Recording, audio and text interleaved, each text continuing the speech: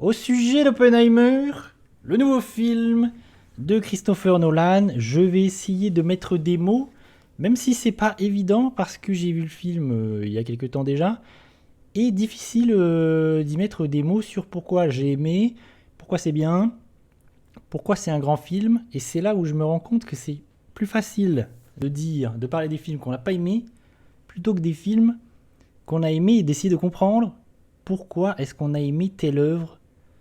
Qu'est-ce qui a fait la sensibilité? Pourquoi ça m'a parlé? Je ne sais pas. C'est pas évident.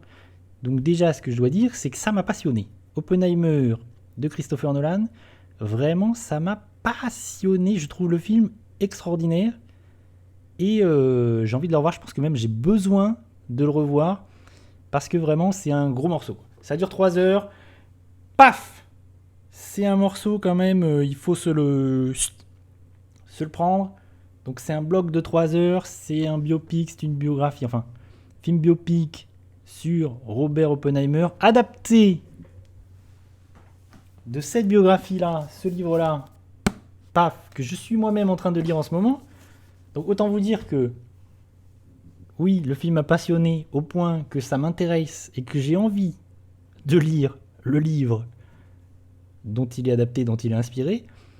Et c'est ça, je trouve, moi, qui me passionne dans le film. Au-delà même du film, en fait, plus que ce qui me fascine, c'est le personnage, en fait. Plus que le film, c'est le personnage en lui-même qui m'a fasciné. Vraiment, je trouve ce personnage de Robert Oppenheimer, là, je le trouve fascinant, passionnant. Et je comprends pourquoi Nolan a eu envie d'en faire un film. Pourquoi ça l'a intéressé. Pourquoi ça l'a intéressé de traiter ce perso, cette histoire. Parce qu'en fait, et c'est là où le film est fort et en même temps est fourbe, c'est qu'on nous a vendu un film spectaculaire. Et ils ont eu raison de faire ça. Le marketing a vendu le film en étant spectaculaire sur la bombe atomique, l'explosion, recréer l'explosion de façon pas numérique, sans effets spéciaux, vraiment. Et en fait, c'est un film de 3 heures avec des gens qui parlent pendant 3 heures.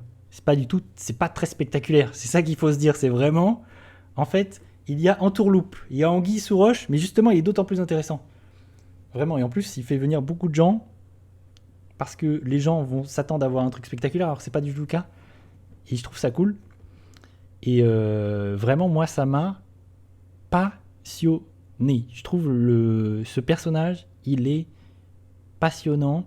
Et en fait, ce qui est intéressant, c'est que le film, il essaie de gratter un petit peu la couche. Il essaie de gratter la carapace de ce personnage, d'essayer de le comprendre. Mais en fait, il n'y a pas de. Il n'y a pas de réponse, quoi. Le film, il donne pas de réponse, juste il essaie. En fait, il essaye. C'est ça que je me suis dit, la réflexion que je me suis faite, c'est le film, il essaie de sonder l'insondable. Parce que plus tu essaies d'en apprendre sur le personnage, Oppenheimer, et ben plus tu comprends qu'en fait, il est littéralement insondable. Tu n'arrives pas à savoir ce qu'il pense réellement, est-ce qu'il a des doutes, et qu'est-ce qu'il en pense finalement d'être le papa, entre guillemets, de la bombe atomique. Moi, ça m'a tellement passionné que j'ai eu envie d'aller voir des documentaires, quoi. Je me suis renseigné, j'ai été voir des documentaires, j'ai eu envie de voir le bonhomme, le vrai bonhomme, quoi. L'homme, des interviews, de checker des interviews, de le voir parler en vrai. Et vraiment, j'ai eu envie moi-même, j'ai eu ce même sentiment. Je pense qu'il m'a contaminé, parce que je pense que ça l'a passionné, je pense que ce personnage l'a passionné, et il a réussi à me contaminer dans sa fascination pour ce personnage. Et vraiment, ça m'a fasciné, et je lis le livre en ce moment, et je trouve ça hyper intéressant. Et je sais pas si je vais, après la fin, quand j'aurai lu le livre, je sais pas si j'en saurai vraiment beaucoup plus sur le personnage, ou si vraiment il me sera toujours aussi mystérieux. Parce que c'est ça qui est intéressant, c'est que je trouve il est insondable. Vraiment, c'est un mystère. À la fois, c'est un génie, à la fois, on comprend que c'est un homme très intelligent, mais en même temps, il a donné lieu à l'arme la plus. Enfin, l'arme atomique, quoi, l'arme la plus destructrice du monde. Il a changé la face du monde. Il y a un avant, il y a un après. C'est quand même un truc de fou. C'est pour ça que c'est passionnant. C'est quand même un homme qui, il y a un avant et un après Oppenheimer. Il y a un avant et un après la guerre. Il y a un avant et un après la bombe atomique, quoi. Et c'est fascinant, c'est passionnant. Et le film interroge tout ça. Le film questionne tout ça. Et donne jamais réellement de réponse. Et il y a un truc, moi, que j'aime bien dans le film, c'est que. Alors, c'est un film de Christopher Nolan. Moi, j'aime pas tous les films de Christopher Nolan. J'aime bien son cinéma. Je trouve que mon film préféré, c'est Le Prestige. Je trouve que c'est un film sous-coté, Le Prestige. Vraiment, c'est hyper bien. Et le Tenet, son précédent, j'étais sorti un peu circonspect de Tenet. J'étais pas plus emballé que ça. Et dans le cinéma Christopher Nolan, il est toujours question du temps. Il questionne tout le temps le temps. C'est un truc, tu sens que ça le taraude, quoi. C'est un truc qui travaille tout le temps dans beaucoup de ses films. Depuis Memento, d'ailleurs. Dans Memento, il y a beaucoup ça. Et là, en fait, il traite un personnage, il fait un biopic, et il le traite de façon pas chronologique. C'est-à-dire que le film est construit vraiment, tout se superpose. Toutes les temporalités se superposent, vraiment rien n'est chronologique, donc il va y avoir des scènes qui tout se mélange. Le montage est incroyable. Moi je trouve le montage du film, je pense que c'est le plus gros point positif du film. Le montage du film, il est hallucinant. Et je me suis fait cette réflexion, c'est en sortant du film, et c'est pour ça que ça me fait me dire que le montage il est extraordinaire et que ça fonctionne. Le fait que tout soit pas chronologique, mine de rien, ça arrive à pas perdre le spectateur. C'est que je suis sorti de la salle et je me suis fait la réflexion, je me suis dit, à aucun moment, le film recontextualise les dates et la temporalité des dates et des lieux. Jamais le film va t'afficher, quand on passe d'une temporalité à une autre, d'un lieu à un autre, jamais il va t'afficher, on est là, c'est cette date, à l'écran. En fait, tu le comprends par les dialogues, par ce que tu vois à l'écran. Visuellement, tu le comprends. Et c'est jamais gênant, en fait. Je me suis rendu compte que ça m'avait pas posé de problème, mais en fait, je me suis dit, ah oui, mais en fait, j'ai jamais vu on m'a jamais tout expliqué, et pourtant, ça a marché. Pourtant, j'ai compris. Pourtant, ça a coulé. Ce qui veut dire que le montage réussit à faire en sorte que ce soit compréhensible, alors que c'est pas chronologique, alors que c'est quand même un peu le bordel, parce qu'il crée ça un peu comme... En fait, le film, il a l'image de ce dont il parle, en fait. Pendant le film, on va voir des visions d'Oppenheimer qui a des visions un petit peu de... On comprend qu'il voit les choses, qu'il comprend les choses instinctivement, différemment, et tu vois, il a des visions des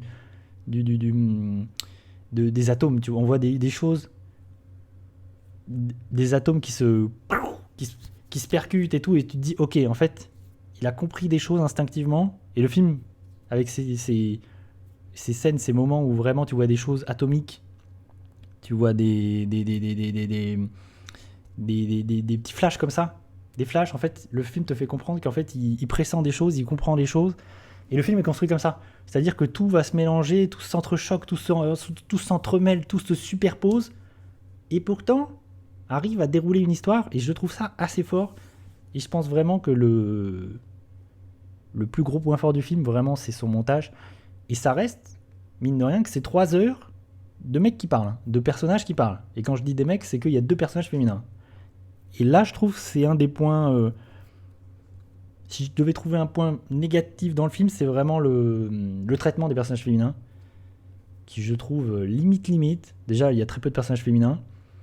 Et par exemple, on a Florence Pugh, qui est une actrice que j'adore. Elle apparaît très très peu. Vraiment, son traitement est pas ouf. Son traitement, il est même un peu nul. Et elle apparaît très peu. Et quand elle apparaît, c'est pour être toute nue. Même si elle apporte vraiment, même si ses scènes et ses séquences ont une importance pour le personnage, et qu'il y a des jolies séquences d'ailleurs avec elle, je trouve que le traitement des personnages féminins est quand même très très faible. Et il est... c'est quand même problématique. Je l'ai pas dit, mais il y a quand même un casting. Mais il y a un casting dans le film de dingue. Et c'est aussi peut-être pour ça que le personnage m'a vraiment fasciné. C'est que Cillian Murphy qui joue Oppenheimer, il est extraordinaire. Il est fantastique. Et il y a un casting dans le film. Il y a un casting d'acteurs. My God. Il y a Matt Damon. Il y a Emily Blunt. Il y a Robert Downey Jr. Il y a Josh Hartnett. Il y a Casey Affleck. Il y a Rami Malek. Il y a des acteurs qui parfois comme Rami Malek sont là 5 minutes. Alors que le mec il a eu un Oscar. Hein. Il y a Kenneth Branagh. Il y a Gary Oldman qui est là, c'est pareil. Il est là 2 minutes. Mais quand tu vois que c'est Gary Oldman, tu fais... Nom d'une pipe, c'est Gary Oldman. Franchement, le casting, il est extraordinaire. Ce qui est intéressant, je trouve, c'est que le personnage d'Oppenheimer, il est trouble. Il est... On sait jamais. C'est ça, moi, qui... Et en fait, le film te laisse réfléchir à ça. Enfin, te laisse... Voilà, ta propre interprétation, vraiment, sur ce personnage, sur ce qui se passe, sur les enjeux, sur... Et ça, je trouve ça vraiment cool. C'est pour ça que le film est beaucoup resté. Et que le film, je pense, va me rester tout au long de l'année. Et je pense qu'à la fin, il va être direct dans mon top 5. Parce que c'est un film qui va m'avoir hanté, auquel je vais avoir réfléchi, qui va m'avoir amené sur d'autres choses, qui va m'avoir fait me renseigner, vraiment, et que je vais avoir envie de revoir. En plus, là, j'ai très envie de lire le livre, de me renseigner et d'aller le revoir en ayant une autre perspective. Parce que j'y suis allé, moi, en n'ayant pas. Je sais qui est Oppenheimer, voilà, la bombe atomique, tout ça. J'étais au courant, mais j'étais pas. Je connaissais pas tous les tenants et les aboutissants de cette histoire, et je connaissais rien de Oppenheimer. Et qu'est-ce que j'allais dire? Et le film, il est pas didactique, c'est ça aussi, il y a un truc. Le film, il cherche pas à tout nous expliquer. Ça peut être un problème. Moi, ça ne l'a jamais été. Parce que j'ai vu beaucoup de gens être frustrés et être un peu tombés des nues face au fait que le film explique jamais rien. Vraiment, le film prend pas le temps d'expliquer c'est quoi, par exemple, sur quoi il travaille, la mécanique quantique, tout cet aspect de la physique quantique, tout ça. Le film, il explique rien. Vraiment, il n'est pas didactique, il essaie pas d'expliquer les choses. Il prend pas le temps d'expliquer les choses pour que tu sortes et que tu aies compris des trucs. Non, c'est plus voilà, sensitif. Je pense qu'il faut, il faut ressentir un peu tout ça. Tu comprends plein de choses, mais tu vas pas ressortir en ayant compris des choses sur la physique quantique et ce genre de choses. Ou tu vas pas comprendre comment fonctionne la bombe atomique forcément non plus. Hein. C'est pareil. Ça, il faut pas se dire, j'ai compris comment fonctionne la bombe atomique. Non, pas du tout. En tout cas, moi, j'ai pas plus compris après le film comment fonctionnait la bombe atomique. Je pense que c'est pas le projet du film. Et le film, vraiment, c'est pas un film sur la bombe atomique, c'est un film sur le créateur de la bombe atomique. Enfin, l'homme, l'instigateur, l'homme qui est derrière la bombe atomique. Et qu'est-ce qui l'a amené là? Comment il arrive là? Quels sont ses doutes? Ses troubles? Est-ce qu'il a des remords? Cette question. Est-ce qu'il a des remords? J'en sais rien. Il est tellement insondable. Est-ce qu'au final il a des remords? C'est assez fou de regarder des interviews, d'essayer de l'entendre parler de ça. J'ai aucune idée de est-ce qu'il a des remords ou pas, est-ce qu'il a eu des doutes. Vraiment, c'est assez dingo. Et la fin du film, elle est super. Vraiment, s'il y a un truc que j'ai aimé dans le film, c'est la fin. Elle est vraiment. La fin, elle m'a beaucoup marqué. Le film va sur cette idée que, en fait, il y a un avant et un après la création de la bombe atomique. Et il y a tout un enjeu dans le film où, à un moment donné, il y a une question qui se pose, c'est est-ce que tester cette bombe, cette nouvelle arme, va pas créer une réaction en chaîne, va pas peut-être détruire le monde. C'est-à-dire que est-ce que cette bombe atomique, à un moment donné, va pas enflammer l'atmosphère et va créer une réaction en chaîne qui va détruire le monde. Il y a cette question qui se pose à un moment donné, et ils n'ont pas forcément la réponse, et ça pourrait arriver comme ça ne pourrait pas arriver. Il se trouve que ça n'arrive pas, le premier test de la bombe atomique ne détruit pas le monde. Et à la fin du film, cette question revient, et finalement, Oppenheimer nous dit, bon, je spoil, mais bon, c'est l'histoire, hein, le film nous dit, et il le dit à Einstein, il va dire, finalement, je pense que j'ai réellement créé cette réaction en chaîne. Le film nous dit que, en fait, la création de la bombe atomique, bah, c'est une réaction en chaîne, il n'y a plus de marche arrière. Ça s'est lancé, et l'histoire nous montre que, voilà, les pays ont commencé à s'armer bombe atomique, et que un jour ou l'autre, pourrait y avoir une guerre atomique et pourrait se balancer des bombes les uns sur les autres et détruire littéralement le monde. Aujourd'hui, en fait, il a donné la possibilité à l'humanité de s'autodétruire. C'est ça qui est fou. C'est que c'est un homme qui a donné les clés de nous a donné des clés pour nous autodétruire. Et en fait, depuis la création de la bombe atomique, on est capable aujourd'hui littéralement de s'autodétruire, de détruire littéralement d'autres planètes. Et à la fin du film, c'est de se dire, et c'est le dernier plan du film, qu'il est possible qu'on détruise notre planète, que la planète s'embrase littéralement. Et ça, c'est hyper intéressant. Et en fait, on pourrait se dire qu'aujourd'hui, c'est une question qui se pose plus, que ça n'arrivera pas, mais en fait, si. Rien n'empêche qu'un jour, ça déborde, ça dérape et que des pays se balancent des bombes atomiques les uns sur les autres. Et en fait, c'est encore hyper d'actualité et c'est dans nos vies, quoi. C'est là encore. C'est ça qui est fou. Et c'est là où on se dit que, en fait, il a eu un impact une importance considérable encore aujourd'hui sur notre monde. Et c'est... Enfin, ça laisse songeur et franchement, je trouve que le film arrive à nous faire nous poser des questions, à nous faire réfléchir là-dessus et du coup à nous faire nous intéresser aussi à tout ça et c'est hyper, hyper positif. Moi, je trouve que c'est un grand film, vraiment. Et c'est marrant parce que je suis sorti du film sans trop savoir ce que j'en avais pensé. Vraiment, je suis sorti du film, j'étais un peu paumé. Je me suis dit, waouh, j'ai pris 3 heures dans la gueule. Attends, qu'est-ce que j'en ai pensé? Il a fallu que je décante, j'y réfléchisse. Vraiment, que j'ai eu envie d'en apprendre plus. J'ai eu envie de lire le livre. Maintenant, j'ai envie de revoir le film. Aujourd'hui, je me dis, ouais, c'est un grand film. C'est vraiment un super film, mais il faut savoir à quoi s'attendre. Il faut savoir ce qu'on va aller voir, c'est-à-dire un film qui papote pendant 3 heures et qui est aussi anti-spectaculaire. Il ne faut pas s'attendre à un film hyper spectaculaire. Même la scène du test de la bombe atomique, je trouve, il n'est pas particulièrement spectaculaire. Mais par contre, c'est un très très beau moment. Et c'est un moment, ça c'est un truc aussi qu'il faut dire, que j'ai envie de dire, c'est que...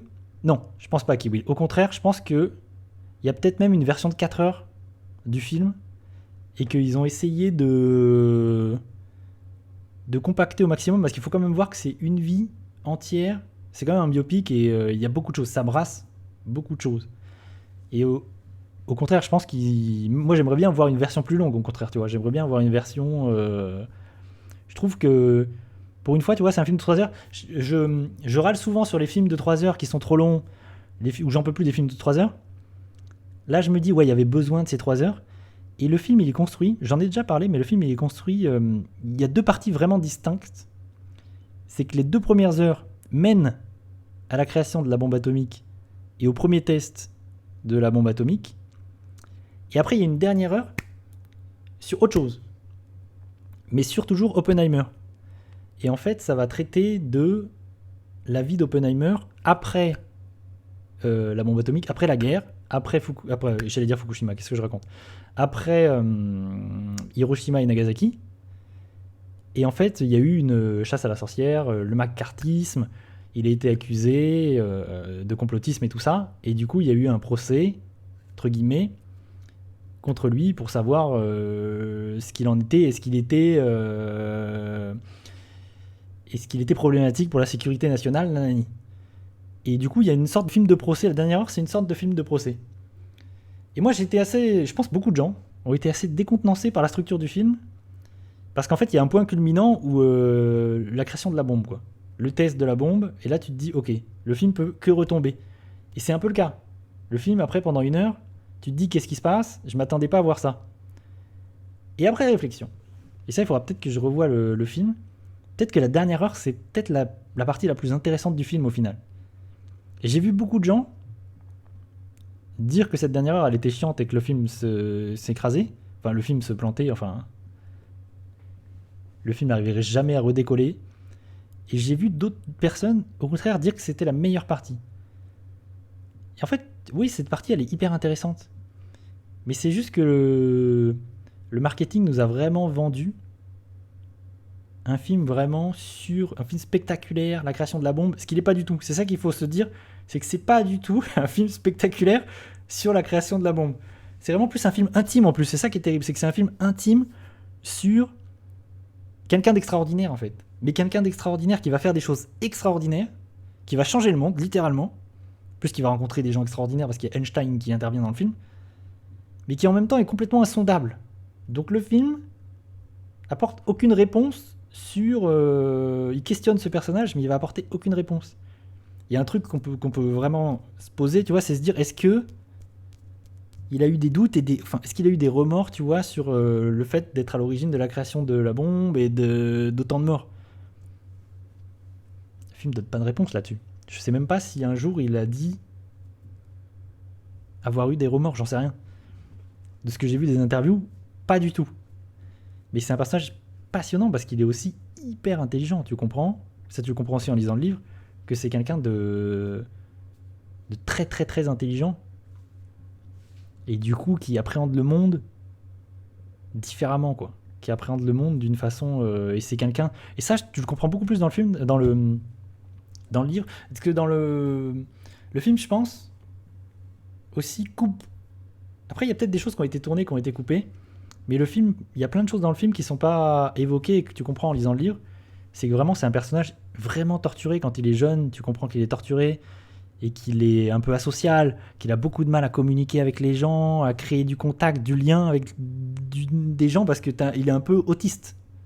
Moi, c'est ça que je me suis dit quand j'ai lu le livre, c'est que il est un petit peu autiste, quoi. Il a carrément des troubles autistiques et ça le rend fascinant, ça le rend hyper intéressant. Et plein de questions se posent. Pourquoi c'est lui qui a été choisi? Pourquoi est-ce qu'on a été le chercher lui? Enfin, je trouve ça passionnant. Et la dernière heure, elle laisse un peu perplexe, mais en même temps, elle est passionnante. Et en fait, dans la dernière heure, il y a aussi des moments hyper bien, déjà de montage, de mise en scène. Il y a des moments vraiment bien dans la dernière heure, même de vision. Vraiment, Nolan, il tente des choses aussi au niveau de la mise en scène. Il y a des choses qui apparaissent à l'écran pour faire comprendre ce qui se passe dans la tête d'Oppenheimer. Il y a ça à un moment donné à la fin de la première partie. Ça, je pense, c'est les meilleurs moments du film. C'est quand, vraiment, avec la mise en scène, il essaie de faire comprendre ce qui se passe dans la tête d'Oppenheimer. Je trouve qu'il n'y a pas assez ça dans le film.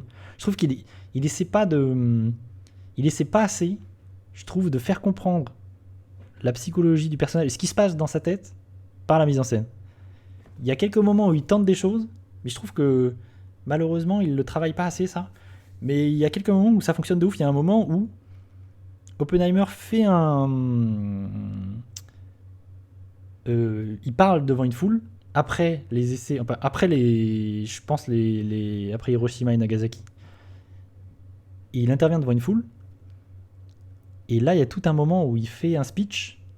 Et derrière lui, le background, enfin le décor derrière lui va commencer à vibrer. Tu comprends qu'en fait, il est en train de paniquer, il fait une crise de panique et tout. Et il y a tout un truc visuel qui se passe où tu comprends en fait ce que le personnage est en train de vivre. Et il a des visions littéralement à ce moment-là, des visions de qu'est-ce que la bombe a pu avoir comme effet sur les gens. Du coup, tu vois des gens peut-être qui s'enflamment, des trucs comme ça. Je trouve qu'il essaie pas assez de faire des choses comme ça. C'est dommage parce que quand ces moments arrivent dans le film, tu fais... T'as littéralement un choc, quoi. Et ça marche. Mais il le fait pas assez, je trouve. C'est un peu dommage. Surtout sur 3 heures. Mais en vrai, les 3 heures passent vite. Même si la dernière heure... Du coup, je me suis plus ennuyé... Enfin, je me suis un peu ennuyé la dernière heure. Mais parce que... Je m'y attendais pas. Je me suis dit, ah oui, mais parce que dans ma tête, arriver, la bombe, machin... C'était le climax, quoi. C'était la fin. Alors qu'en fait, le film continue quand même pendant 1 heure pour raconter encore quelque chose. Mais finalement, ça reste hyper intéressant. Du coup, j'ai aussi envie de revoir le film pour ça, parce que je sais comment est construit le film, et je vais l'appréhender différemment. Et cette dernière heure, je vais moins la subir. Et au contraire, j'ai envie de la revoir, parce que je pense qu'elle est hyper intéressante, cette dernière heure. Mais en tout cas, c'est un film... moi, je pense que c'est un film à voir. Mais je pense... De toute façon, c'est le cinéma de Nolan aussi. C'est on va aimer ou on déteste, quoi. Je pense que vraiment, tu peux complètement détester, tu peux trouver ça trop long, chiant, ennuyeux, et je peux comprendre ça. Moi, au contraire, j'ai trouvé ça vraiment fascinant, et j'aime bien ce côté justement anti-spectaculaire qui vraiment se concentre sur l'humain, quoi. Vraiment, tu sens que c'est les humains qui l'intéressent, c'est l'homme avant tout, c'est essayer de comprendre cette personne, de comprendre ses relations avec les gens, sa relation avec sa femme, la relation avec les autres, avec le colonel, avec ceci, avec cela, avec sa création. C'est vraiment hyper intéressant. Un grand film de cette année, je pense qu'il est dans mon top, fin de l'année quand je ferai une tier list. Top 5, très très largement, easy, sans aucune hésitation.